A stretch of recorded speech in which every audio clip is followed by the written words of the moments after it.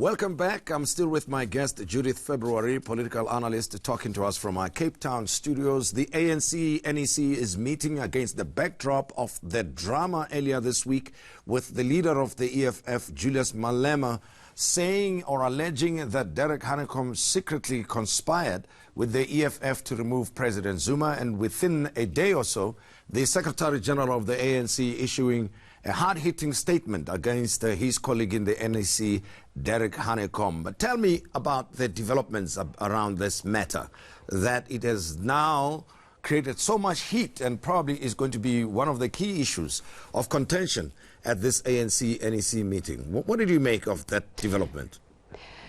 Well, I thought it was very strange. I mean, one saw it rising on Twitter, these allegations regarding Derek Honeycomb. And then eventually Derek Honeycomb said, well, he had met with Godrich Gadi, I think it was, and they had a coffee. It was very pleasant. It was around whether President Zuma, the vote, motion of no confidence in him, and how the EFF would vote.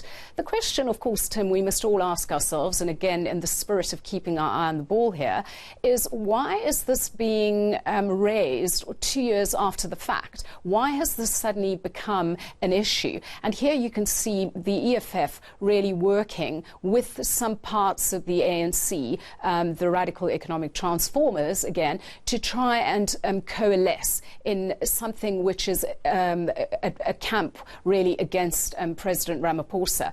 It also shows the severe schism between Luthuli House and between the union buildings. And to be a fly on the wall at the NEC this weekend.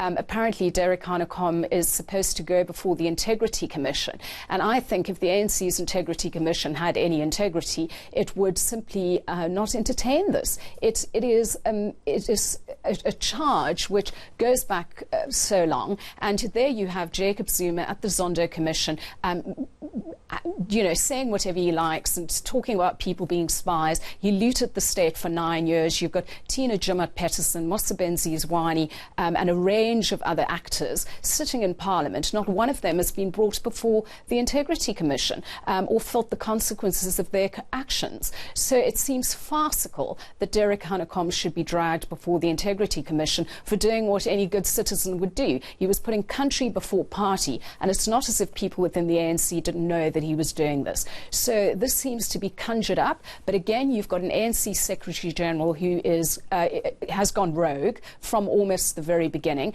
and is not he doesn't hide the fact that he wants to undermine President Ramaphosa's leadership. He appeared at the Zondo Commission in support of President Zuma. He has also sided with the public protector in some ways. And so here you have a party which is divided, and that division is having very serious consequences for our country. But now, tell me, what would this be in aid of? Not so long ago, less than 3 months ago, the ANC fought the elections on the ticket of Unity, the New Dawn, with Cyril Ramaphosa being the face of that campaign, and thus the fact that South Africa should be optimistic that under President Cyril Ramaphosa things will get better. And of course, the majority of voters gave him that support with the expectation that things will turn around, right? And he's made all sorts of promises. It's less than 100 days into office, but he's been kept busy with other things that are not focused on fixing the country's economy. So my question is, why would there be this kind of attitude from some of his colleagues towards him? Because they have a lot to lose, Tim. They have a lot to lose in his cleanup. If Ramaphosa is serious about his cleanup, and I have no doubt that he is, then individuals like Esma Khashula have a lot to lose. They could go to prison. Jacob Zuma could go to prison.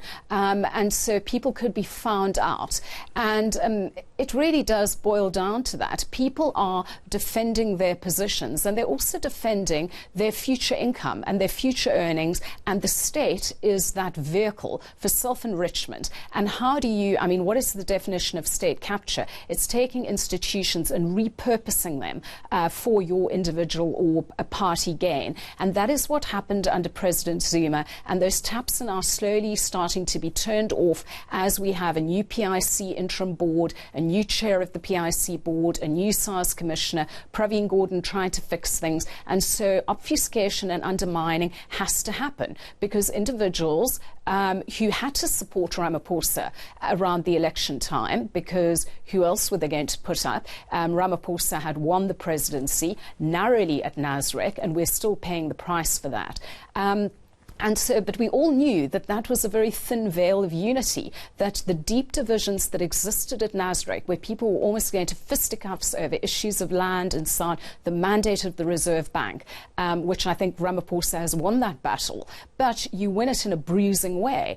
And so those divisions remain. And the question is, you know, whether Thabo Mbeki always used to ask, as Yates did, can the centre hold? Was he referring to the party? Was he referring to the state? And I think it's both at the moment because they're so intrinsically linked. And of course, I referred to the EFF and the influence on some of the deliberations within the ANC, the Derek Hanekom case being one such instance. Having said that, the EFF is celebrating its sixth anniversary, and lots of celebration and talk about the growth and strength of the organization. But what is your assessment of the fortunes or otherwise of the economic freedom fighters and the issues that are being raised around this political party? Well, I think the EFF, as Kgalema Motlanthe was always said that it was a regret that Malema was tossed out of the ANC, and it's become a massive headache. He's become a massive headache because, of course, it's better to have somebody like that inside the tent than outside of the tent. He also knows enough about how the ANC works, and he is able to toss around rumour and so cause disruption. The EFF has been a very disruptive force, I think, in South African politics, particularly in Parliament. I don't think it's operated on the basis of principle, even though it has called for Zuma to fall and for Zuma to pay back the money.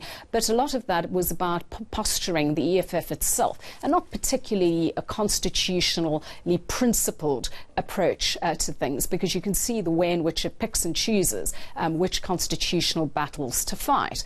And it's interesting, Tim, because, of course, in the last election, they have increased their number of seats in Parliament. They have 10.79 percentage points of the vote. And so there has been a growth within the EFF. But the question for me is that, you know, we've had very low voter turnout, and particularly amongst young people. And that is supposed to be the EFF's, the breeding ground for the EFF, to get young people out and to get them mobilised, to get them motivated. That didn't happen in the 2019 election. And so despite the growth that one sees in the numbers, actually the bigger question we should be asking is whether its core constituency will be turning out in a local government election and also in the next general election. I still believe that what the May election showed is that most South Africans are in the centre ground of politics and occupy the centre, and actually the radicalism of the EFF it doesn't have the great appeal that Julius Malema, who styled himself as a president in waiting, thought that it might. This despite the fact that the ANC had performed so abysmally, that we had state capture, president in disgrace, and also the DA's own poor performance. How should an average South African citizen view the political developments in relation to the economic situation? I mean, the numbers speak for themselves, and the experience is out there. A lot of people are without jobs, and of course, even at local government level, some of the municipalities are so dysfunctional that they are not even able to pay their own salaries at the end of this month. So there's an element, a mood of doom and gloom out there. So, you know, how should people digest and cope or make sense of the news? It is very difficult. It is very difficult when you see the way in which the state and President Ramaphosa is being distracted from core business. On Sunday at 6 o'clock, we all watched the press conference that he had to have with regard to yet another public protector report and so on, and that will be dealt with. But those things are distracting. And at the core of it is, which seems to slip under the radar, is, for example, this week where Ramaphosa cautioned that South Africa is going to shed more jobs. We might be sitting on the brink of yet another downgrade given the Eskom bailout, which we've simply had to give because Ramaphosa is right. Eskom is too big to fail. And so either do you collapse the economy or do you get another bailout? Where does the money come from? People are getting poorer. The situation out there is dire. And so we are in a very difficult rebuilding phase. But it seems as if we take 2 steps forward and 1 step back because the ANC as a party which is governing South Africa is not united with regard to what it is we should do and how we should do it. So if we look at the conversation, for instance, around the mandate of the Reserve Bank, all that back and forth, Ace Magashule saying one thing, talking about quantity easing, Enoch Godongwana having to come out and paper over the cracks, the president having to do the same. That is distracting, and it is not in the best interests of the country. And so one can't blame people for feeling slightly pessimistic and for looking at these politicians and thinking that they need to get focus on the job and they need to deal with poverty, with unemployment and with inequality. And we need to focus on growing the economy so that people can be put to work. Well, very briefly, as we conclude our interview, just give me a sense of the things that should give us optimism, right? The specific actions that you think President Ramaphosa is taking or is capable of taking that can give that confidence that things will get better going forward. I think the important thing to recognise is that he is the president of the country, he is the president of the ANC. Now, how he chooses to use that power and at what moment, that seems to be the strategic question. But I think with regard to the NPA, we have good people there. With regard to the interim board of the PIC, Rule Khoza as chairperson is an excellent appointment. The Reserve Bank, I think that debate has now been put to bed. You've got a process happening in Parliament which is orderly around land reform, and I think that will continue to tick over. And also we have independent courts in whom we can trust and that have the credibility and the legitimacy to hand down a judgment like the Constitutional Court did this week.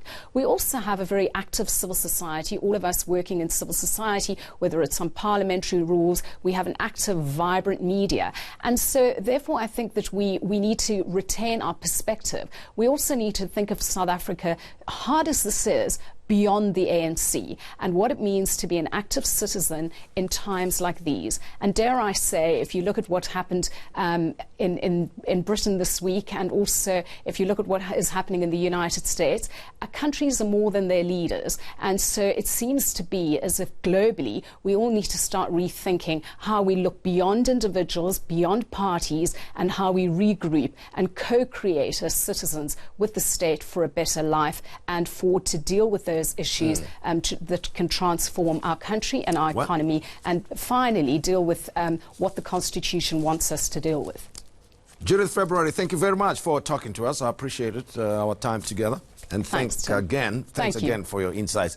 And of course, I'm inviting you once again to share your thoughts with us on social media. The hashtag is the Modise Network. Patricia de Lille, new Minister of Public Works, is next.